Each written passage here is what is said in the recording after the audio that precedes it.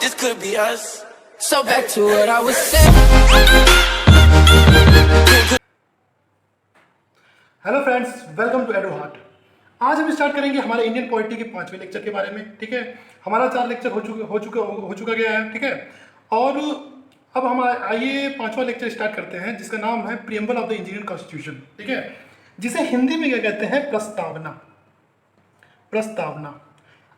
अच्छा, तो प्रस्तावना पढ़ते वक्त सबसे पहले दिमाग में आपके ये प्रश्न उठेगा कि क्या प्रस्तावना सबसे पहले भारत में आया था? क्या यह इससे पहले भी किसी और देश में प्रीएम्बल था? ठीक है, तो मैं कहूँगा कि जी हाँ, बिल्कुल, प्रस्तावना सबसे पहले कहाँ आया था? सबसे पहले आया था आपके अमेरिका में। सबसे पहले अमेरिका में आया था। ठीक है, ये इन्होंने क्या दिया था? कंसेप्ट। ठीक, सबसे पहला विचार जो था वो अमेरिका के द्वारा था, दिया गया था।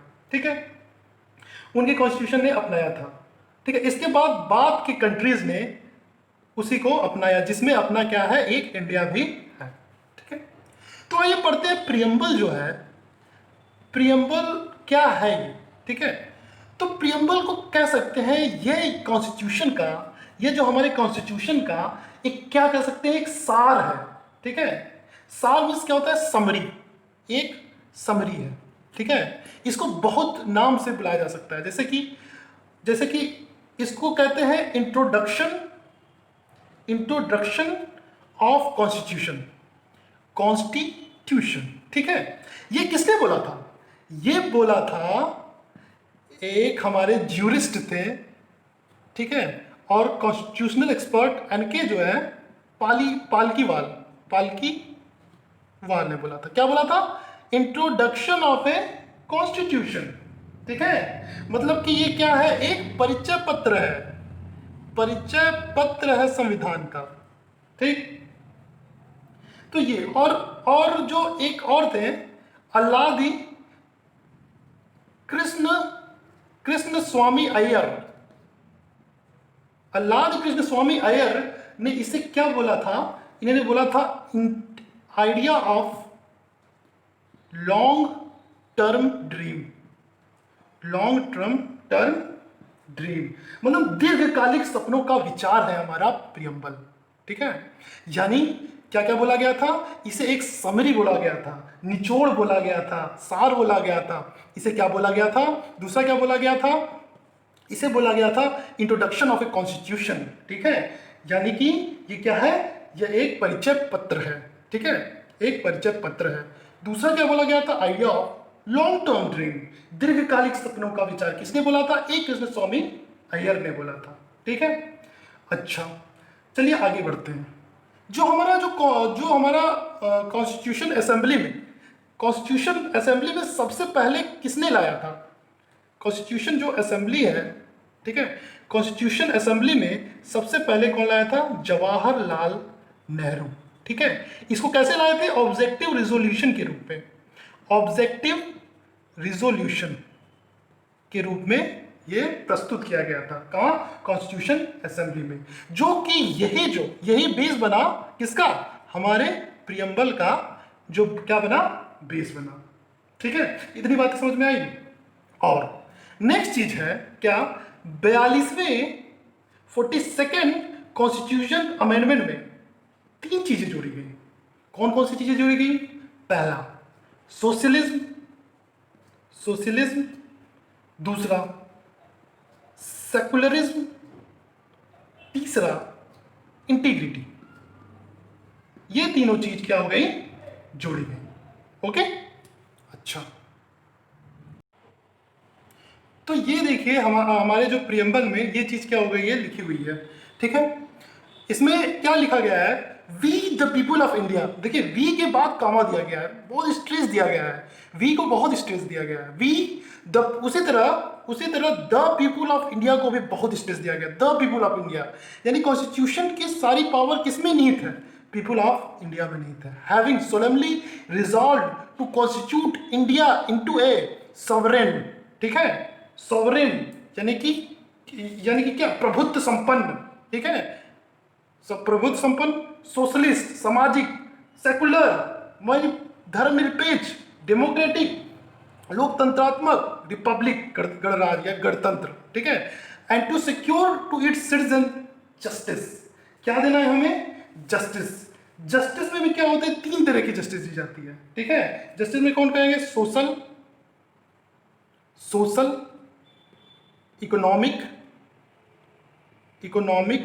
इकोनॉमिकल, पॉलिटिकल, ठीक है। ये क्वेश्चन भी पूछा जाता है जस्टिस कितने प्रकार की होती है, यानी कि संविधान में जस्टिस को कितने प्रकार की, क्वेश्चन बना हुआ है वेरियस एग्जामिनेशन, जैसे कितने प्रकार की होती है, सोशल, 3 प्रकार की, सोशल सामाजिक जस्टिस, इकोनॉमिकल जस्टिस और क्या है एक पॉलिटिकल जस्टिस, ठीक है। ये नहीं होता है, ठीक है। लिबर्टी ऑफ क्या, लिबर्टी ऑफ थॉट्स, क्या, लिबर्टी ऑफ थॉट्स, फिर एक्सप्रेशन, ठीक है। जैसे कि आप कहीं जाते हैं, इसको याद करने का तरीका क्या है, कोई चीज़ क्या तो सोचते हैं तो कुछ आपके पास इसकी एक्सप्रेशन आता है, ठीक है। अगर किसी के बारे में आप सोच रहे हैं तो मुस्कुराने लगते हैं, तो क्या होता है, पहले सोचते हैं, थॉट्स आता है, तो फिर अचानक क्या आता है, एक्सप्रेशन आता है, ठीक है। थॉट्स आता है, एक्सप्रेशन आता है, और फिर दूसरा क्या होता है, बिलीफ और फेथ। दूसरा क्या होता है, बिलीफ और फेथ, मतलब कि देखिए जब भी मान लीजिए कोई भगवान है, ठीक है, तो आप क्या करेंगे उसमें, बिलीव करेंगे। याद करने का तरीका बता रहा हूँ, भगवान इसमें कुछ सब कॉन्स्टिट्यूशन में नहीं है, ये याद करिए, ठीक है। इक्वलिटी भी क्या होता है, equality of status and opportunity, ठीक है, and to promote among them all fraternity, ठीक है, यानी बंधुत्व, assuring the dignity of the individual and the unity and integrity, ठीक है। ये जो डीपीएसपी में भी जोड़ा गया था, unity and integrity of India, ठीक है। फिर क्या होगा आगे, in our constitution assembly this 26 November 1949, ठीक है, को क्या किया गया था, अडॉप्ट किया गया था, इनेक्ट किया गया था, ठीक है। तो जब भी 26 नवंबर 1949 आए तो क्या किया गया था, अडॉप्ट किया गया था, और 26 जनवरी 1950 को क्या, ये टुक इफेक्ट हुआ था, ठीक है, 26 जनवरी 1950 को, ठीक है। तो ये अब इसके अंदर हम चीजें जानते हैं क्या क्या है। अगर हम प्रियम्बल को अगर हम देखते हैं तो इसमें इसके अंदर 3 चीजें हैं। जैसे कि पहला है सोर्स ऑफ द कॉन्स्टिट्यूशन, ठीक है, यानी कि संविधान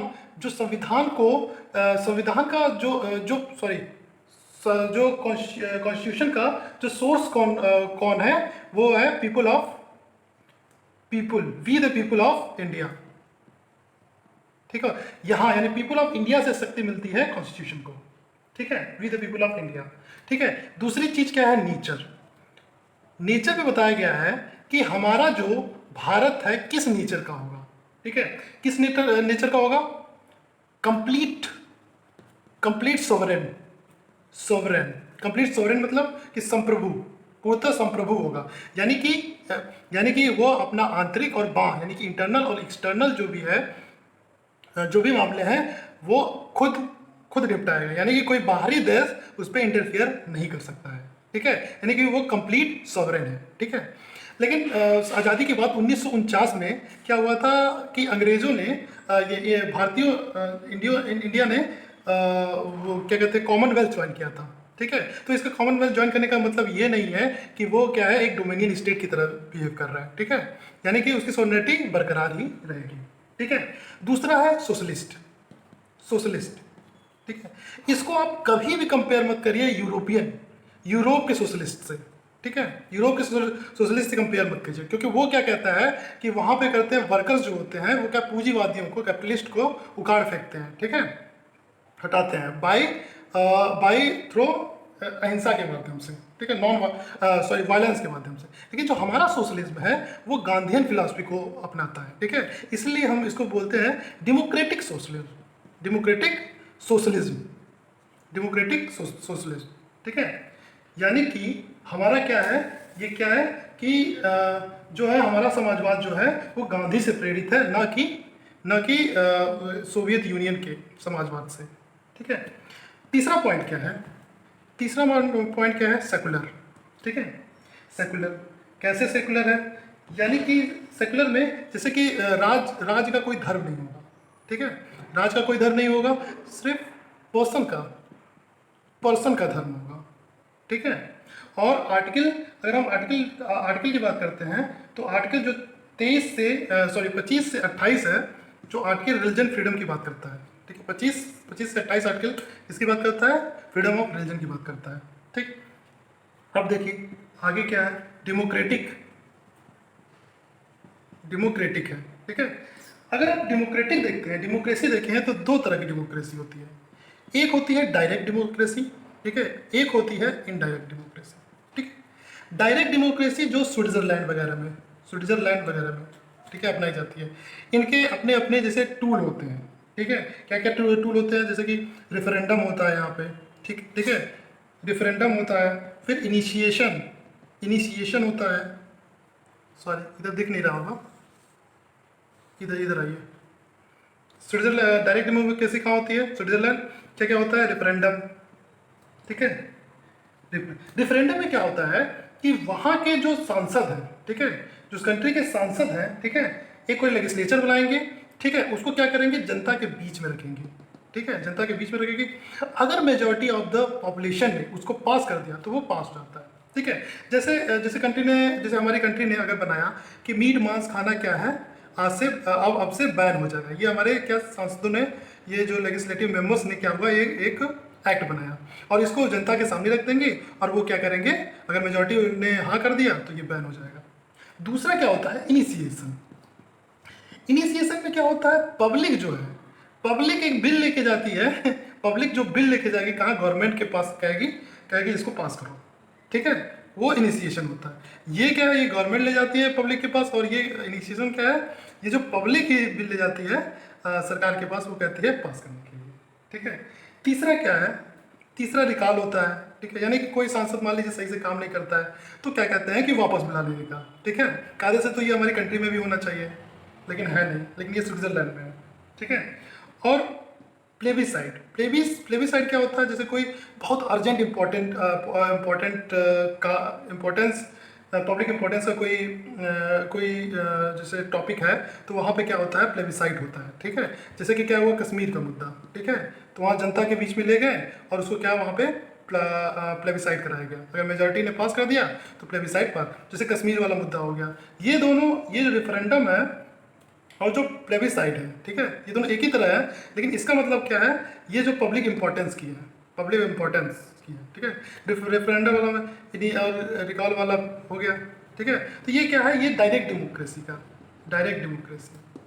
इसी को कहते हैं। इनडायरेक्ट जैसे कि अब हम क्या करते हैं, हमारे यहाँ क्या होता है, जैसे कि हम अपने रिप्रेजेंटेटिव चुनते हैं। ठीक है, रिप्रेजेंटेटिव यानी कि सांसद या एमएलए अपने चुनते हैं और उसको कहाँ? संसद में भेजते हैं, या इनडायरेक्टली वहाँ पे भेजते हैं, यानी कि वो हमारे लिए कानून बनाते हैं।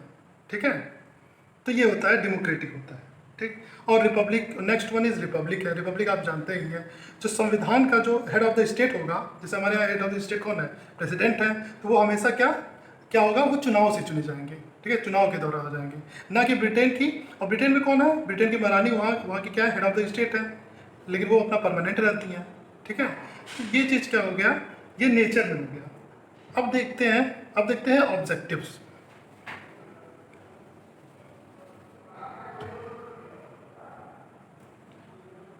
ऑब्जेक्टिव, उद्देश्य क्या है इसके? ऑब्जेक्टिव क्या है? ऑब्जेक्टिव है क्या है? जस्टिस, न्याय। जस्टिस कैसा होना चाहिए? Political justice. ठीक है, यानी कि one value one vote one value. ठीक है, यानी कोई भी पर्सन हो, अमीर हो गरीब हो, ठीक है, किसी भी जात का हो, किसी धर्म का हो, सबका जो स्टेटस, पॉलिटिकल स्टेटस क्या रहेगा? वो सेम रहेगा। ठीक है, इकोनॉमिकल यानी कि गरीब और अमीर देख के किसी में भेदभाव नहीं किया जाएगा। ठीक है, सोशल क्या होगा? जैसे कि किसी के रिलीजन, कास्ट, क्रीड, ठीक है, क्रीस, ये सब देख के भेदभाव नहीं किया जाएगा, ठीक है। तो SC ST वगैरह, ठीक है, जो महिला वगैरह हैं, ठीक है, तो इसी जस्टिस में आता है। तो ये क्वेश्चन पूछा जाता है, ये बहुत से एग्जामिनेशन में ये क्वेश्चन पूछा जाता है कि जस्टिस कितने प्रकार, हमारे संविधान में जस्टिस कितने प्रकार की बताई गई है। तो आप बताएंगे political, economical and social justice, ठीक है। अच्छा, नेक्स्ट वन क्या है? नेक्स्ट वन है लिबर्टी। अच्छा, एक क्वेश्चन आता है, लिबर्टी और फ्रीडम में क्या अंतर है? अगर ये लिबर्टी है तो फ्रीडम क्या है? ये है, ठीक।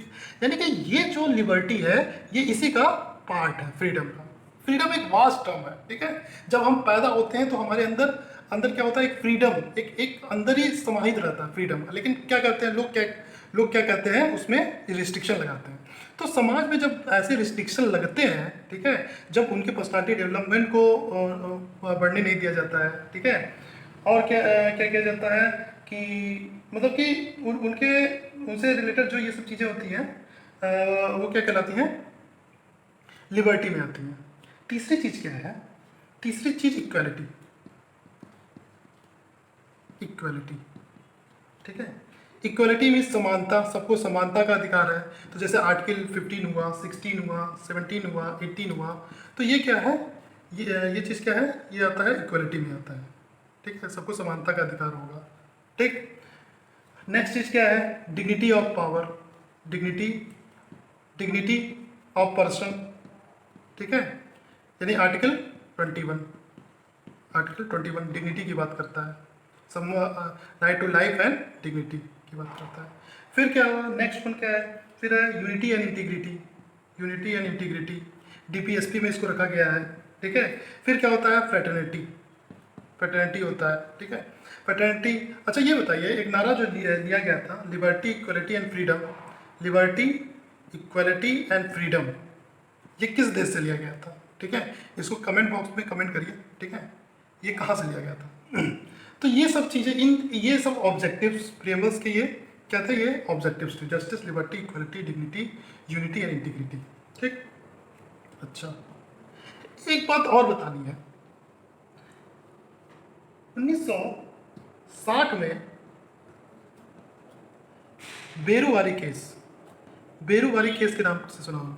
इस केस में ये कहा गया था कि जो प्रियम्बल है, preamble not part of a constitution, ठीक है। और जैसा कि जानते हैं 360 आर्टिकल होता है, ठीक है, 360 आर्टिकल जो होता है संविधान संशोधन, तो अगर ये पार्ट रहेगा ही नहीं संविधान का, तो इससे ये संशोधित भी नहीं हो सकता है। तो बाद में क्या हुआ था? 1973 में केशवानंद भारती केस में, ठीक है, केशवानंद के केस में इस डिसीजन को पलट दिया गया था, ठीक है, इसको पलट दिया गया था और इसने बताया था it is a part of the constitution, ठीक है। आप इसमें क्या कर सकते हैं? चेंज कर सकते हैं, तो संविधान में चेंज कर सकते हैं, 368 जो है इस पर अप्लाई कर सकते हैं, हाँ, लेकिन उसकी मूल भावनाओं को ठेस नहीं पहुंचनी चाहिए संविधान को, ठीक है। तो ये था प्रियम्बल के बारे में, ये सब सारी चीज़ें थी प्रियम्बल के बारे में, ठीक है। अगर आपको मेरा लेक्चर पसंद आया होगा तो प्लीज़ सब्सक्राइब कीजिए और लाइक करिए, ठीक है। ओके, चलिए चलते हैं नेक्स्ट लेक्चर।